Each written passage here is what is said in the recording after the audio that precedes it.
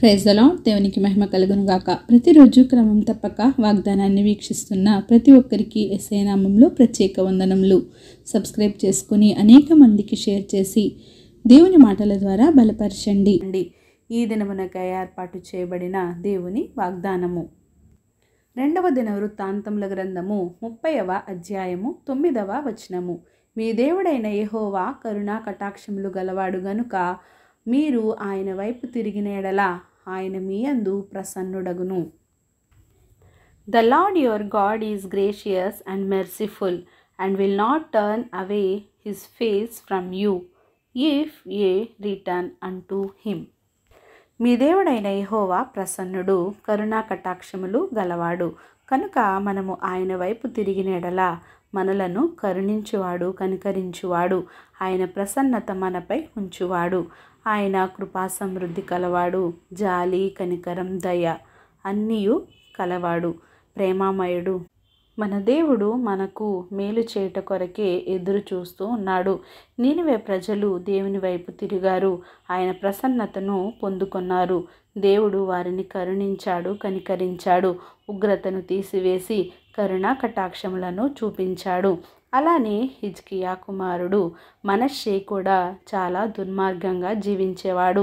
దేవునికి అవిధేయమైన చాలా పనులను చేస్తూ ఉండేవాడు. దేవునికి చాలా దుఃఖాన్ని, బాధను కలిగించాడు. శత్రువులకు దొరికిపోయి బాధపడుతూ ఉన్న సమయంలో మనష్షే దేవుని వైపు తిరిగి దేవుని బతిమాలుకున్నాడు. నీవే నాకు దిక్కయ్యా అని దేవుని చెంతకు చేరాడు. తన బ్రతుకు మార్చుకున్నాడు. దేవుడు మనష్షేని కరుణించాడు. అలాగే నీవు నేను కూడా దేవుని వైపు తిరగాలి. ఆయన వైపు తిరిగితేనే కానీ ఆయన ప్రసన్నతను మనము పొందుకోలేము. ఖచ్చితంగా నీ జీవితంలో కార్యాలు చేయగలవాడు ఆయనే. మనకు ఆయన తప్ప ఉపకారం, సహాయం చేసేవారు ఎవ్వరూ లేరు. నీవే దిక్కయ్యా, నాకు ఎవరు లేరయ్యా, నీవు తప్ప ఇంకా ఎవరూ లేరయ్యా అని దేవుని వైపు నీవు తిరిగితే నీకు సహాయం చేయుటకు సిద్ధంగా ఉన్నవాడు. దేవుణ్ణి ప్రసన్నం చేసుకోవాలి అంటే ఆయనకు ఇష్టమైన నైవేద్యాలు, ధూపములు, అర్పణలు అంటే నీ ప్రార్థన ధూపము వలెను, నీ స్తుతులు ఆయనకు నైవేద్యము వలెను అర్పించాలి. ఆయన్ను ప్రసన్నం చేసుకోవాలి. యెహోవా కరుణా కటాక్షము నీపై ఎల్లకాలము ఉండును కాక. ఆమేన్. చిన్ని ప్రార్థన. సకల ఆశీర్వాదాలకు కారణభూతుడైన మా ప్రియ పరలోకపు తండ్రి, మీరిచ్చిన వాగ్దానమునకై వందనాలు దేవా. ఎవరైతే ఈ వాక్యాన్ని విన్నారో విని విడిచిపెట్టువారుగా కాకుండా నాయన వారి హృది గదిలో ఈ వాక్యాన్ని భద్రపరుచుకొని వాక్యానుసారంగా జీవించే జీవితాన్ని ప్రతి ఒక్కరికి దయచేయండి దేవా.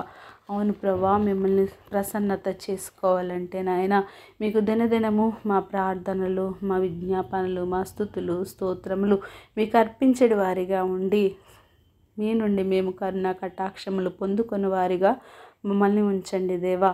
నాయన ప్రార్థన అవసరం కోరిన ప్రతి ఒక్క బిడ్డని ఈ సమయంలో జ్ఞాపకం చేసుకోండి.